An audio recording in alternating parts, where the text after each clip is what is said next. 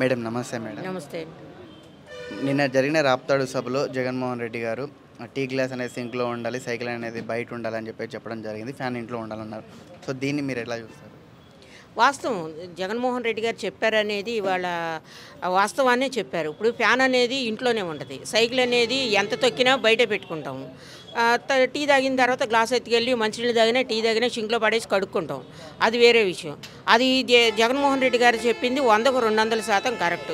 ఏది ఎక్కడ ఉండాలనేది చెప్పారు. ఇంట్లో ఫ్యాన్ ఉండాలి కాబట్టి ఆంధ్ర రాష్ట్ర ప్రజలందరూ కూడా ఒకసారి ఆలోచించి మరి అదే ఫ్యాన్ కింద పథకాలు తీసుకుని ఫ్యాన్ కింద రెస్ట్ తీసుకునే వాళ్ళందరూ కూడా ఆలోచించుకుంటూ ఫ్యాన్ గుర్తుకి రేపొద్దున్న ఓటేయాలని, జగన్మోహన్ రెడ్డి గారికి ఎన్నుదండుగా ఉండాలని అనుకుంటున్నాం, మేము కోరుకుంటున్నాం. ఇప్పుడు పవన్ కళ్యాణ్ గారి పైన మీ అభిప్రాయం ఎట్లా?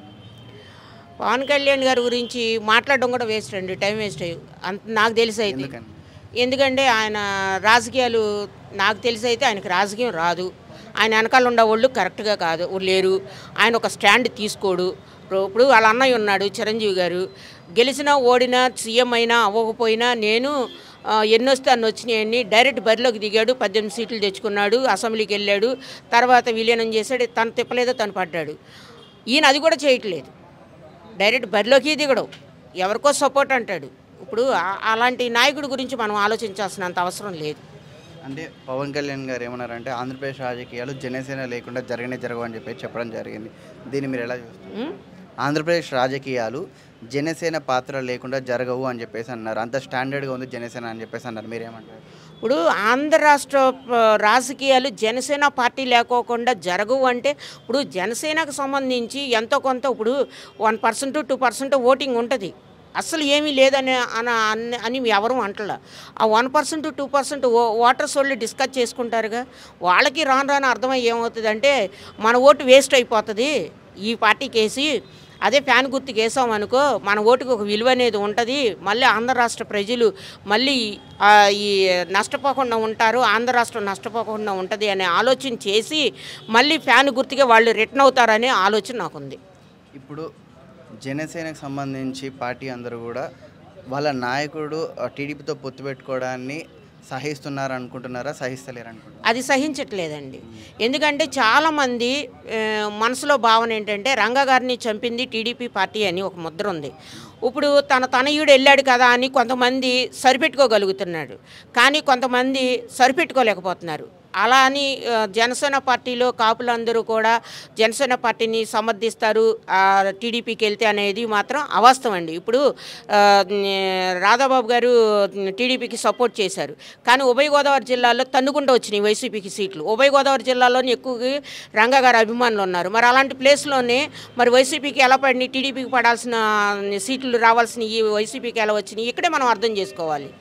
అంటే అప్పుడు జగన్మోహన్ రెడ్డి గారికి ఉన్న వేవ్లో ఇదంతా వచ్చింది, ఈసారి రావడం కష్టం అంటున్నారు, మీరేమంటారు? ఇక్కడ అప్పుడు ఏమీ చేయకోకుండానే ఆయన పాదయాత్రలు ఇచ్చిన హామీకే అంత మెజార్టీ వచ్చినప్పుడు ఇప్పుడు ఇస్తానన్న నవరత్నాల హామీలే కాక అంతకు మించి 90% ఆయన పథకాలన్నీ కూడా అమలు చేసేసిన తర్వాత రావడానికి మైండ్ ఉండాలండి కొద్దిగా అన్న. చెప్తే వినడానికి ఇక్కడ ఆంధ్ర రాష్ట్ర ప్రజలు ఎవరు అమాయకులు లేరు. ఇవాళ పొలాల్లో పనిచేసుకునే చదువులేని ఆడవాళ్ళు కూడా ఇవాళ స్మార్ట్ ఫోన్లు వాడుతున్నారు, ఏం జరుగుతుందో తెలుసుకుంటున్నారు, అసెంబ్లీలో ఏం జరుగుతుందో తెలుసుకుంటున్నారు, ప్రతి నాయకుడు ఏం మాట్లాడుతున్నాడో తెలుసుకుంటున్నారు, ప్రతి నాయకుడు ఏం చేస్తున్నాడో తెలుసుకుంటున్నారు. అలాంటప్పుడు నువ్వు చెప్తే నేను చెప్తే వినరు, ప్రజలు నాడి ఒక ఫిక్స్ అయిపోయి ఉంది. ఇప్పుడు కృష్ణా జిల్లాలో వచ్చేసరికి చూసుకుంటే ఈసారి ఖచ్చితంగా వైసీపీకి ఎదురుగాలి తాగే అవకాశాలు ఎక్కువ ఉన్నాయి, టీడీపీకి సానుకూలంగా ఉంది అని చెప్పేసి అంటున్నారు, మీరేమంటారు? చెప్పుకోవడం ఎందుకు, బరిలో దిగితే తెలుస్తుంది రేపొద్దున్న. ఇప్పుడు మనం చెప్పుకునే దానికన్నా బరిలో దిగి ఓటేయించుకున్నప్పుడు గెలిచిన తర్వాత అప్పుడు టీడీపీకి వైసీపీకి ఎదురుగాలు ఉందా టీడీపీకి ఎదురుగాలు ఉన్నది రిజల్ట్ తెలిసింది. ఇప్పుడు మీకు తెలిసినంత వరకు విజయవాడలో ఉన్న 7 నియోజకవర్గాలలో 7 నియోజకవర్గాలు కైవసం చేసుకునే అవకాశం ఉందంటారా, లేకుంటే దెబ్బ తగిలే అవకాశం ఉందంటారా?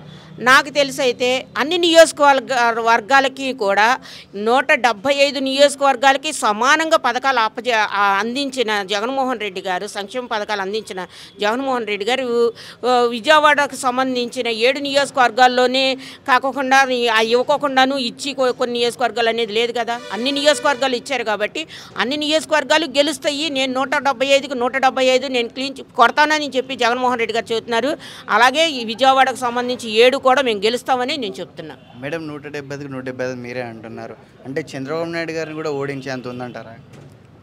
కుప్పం వెళ్ళమనండి ఆయన్ని, ఆయనకి ఏముంది ఆయనే చెప్పమనండి, మేము చెప్పేది ఏముంది. కుప్పం వెళ్తే కుప్పం ప్రజలు ఏమంటున్నారు అనేది ఆయనకే తెలుసు, మనసులో మాట.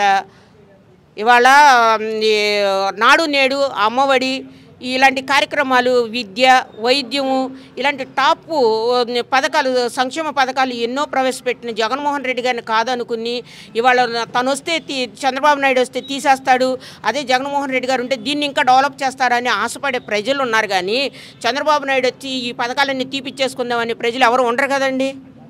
ఈ ఒక్క చిన్న లాజిక్ కూడా జనాలకు అర్థం కాకపోతే, నాయకులకు అర్థం కాకపోతే ఎలాగా? ఏదంటే జనాల్లో మనము బతకాలి, మనం ఉండాలి, మన ఉనికి చచ్చిపోకూడదు అని ఏదో నామక వస్తూ మాట్లాడుతున్నారు. కానీ వాళ్ళకు కూడా గుండెల్లో అలజడి ఉంది. ఇన్ని పథకాలు చేశాడు రా బాబు, ఇన్ని నెగ్గడం మనకు కష్టం రా నాయన అని వాళ్ళు అనుకుంటున్నారు.